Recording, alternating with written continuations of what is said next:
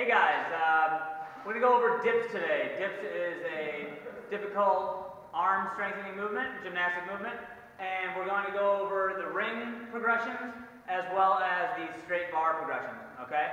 So, starting with just the basic ring dip, I'm going to be able to jump to support at the top, alright? Ideally, the hands turn out slightly at the top, the rings turn out. You're in a hollow position so your stomach is nice and tight. At the bottom, the shoulder is going to come below the elbow, okay? Press back out to support at the top, okay? That's just a basic strict ring dip.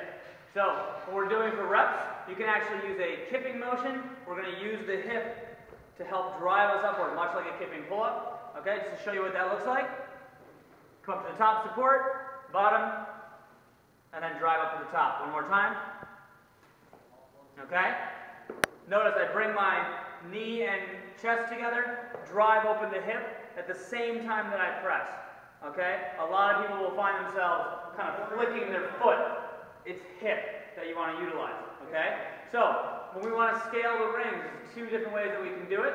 The first way is by using our jump stretch band, and all you're going to do is lay it over the ring and grab it with your hand.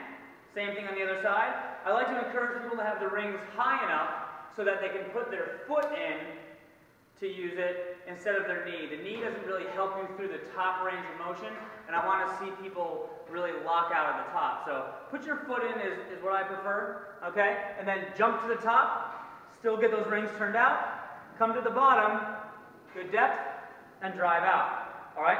Again, if you use your foot in the band, you can also practice that kip as well. Okay?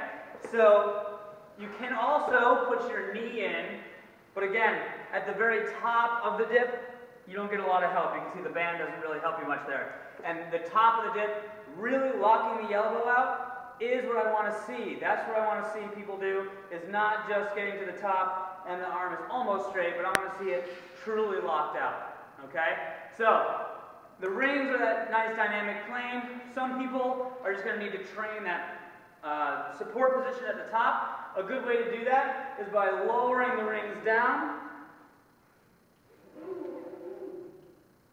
Okay?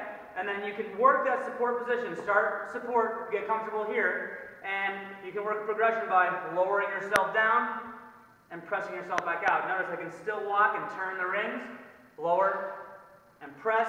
Make that harder by putting your legs straight, lower, and press. Again, still lock out and turn out. Okay? So that's two different progressions on the rings. If you come over, we can check out some straight bar dips here. Alright? So the standard on the bar dips is exactly the same. Again, I want to encourage you to have them high so your feet won't touch the ground, you won't touch and jump. So start at the top. Shoulder comes below the elbow. Alright? Drive out to full lock out at the top. Stomach should be nice and tight. Notice the shoulder dips forward, okay? On the bars, you can actually use a band. You don't have to hold it, you can just loop it over both sides. Again, I want them high enough so that your foot won't touch the ground. And you can practice the kip with this as well. So you start at the top, come down, do a strict, or you can practice that kip. Okay? So, those are dips. Do them every day and you'll get stronger. That's it. Thanks.